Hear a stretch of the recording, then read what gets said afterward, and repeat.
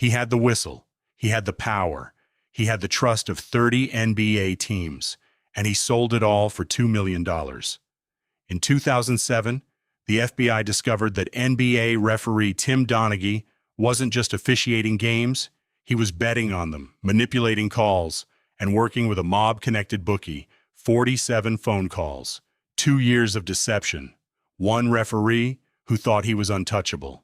This is case number 1. Our detective opens the file.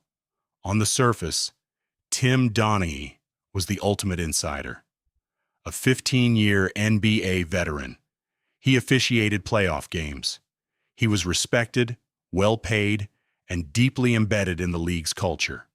But in early 2007, the FBI was monitoring illegal sports betting rings in New York City, and they kept hearing the same name pop up in wiretaps.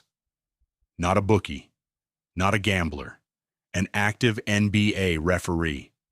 Our detective pins Donaghy's photo to the center of the board. The investigation begins.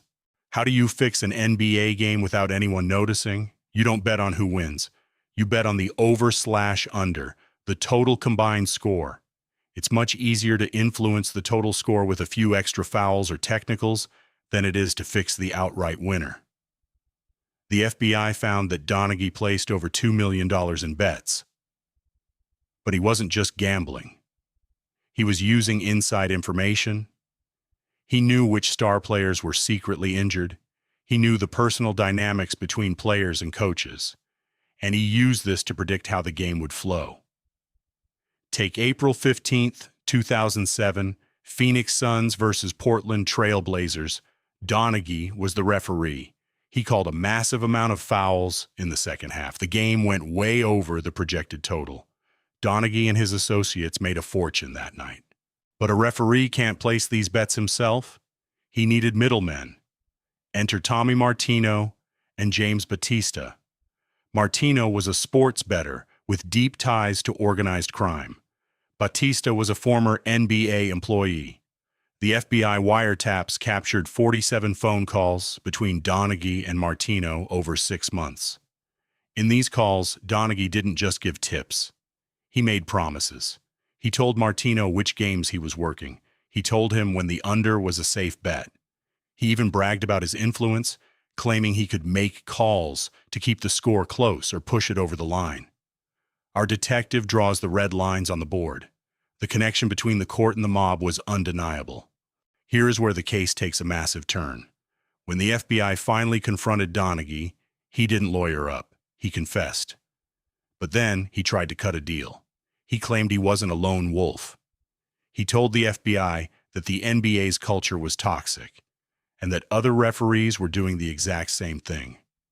He even dropped a massive hint about the infamous 2002 Western Conference Finals between the Lakers and the Kings, suggesting the game was also fixed. The NBA panicked.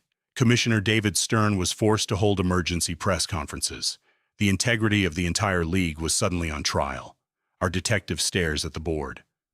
Was this just one bad apple, or was the whole barrel rotten? The fallout was swift and brutal. Tim Donaghy pleaded guilty to federal conspiracy charges.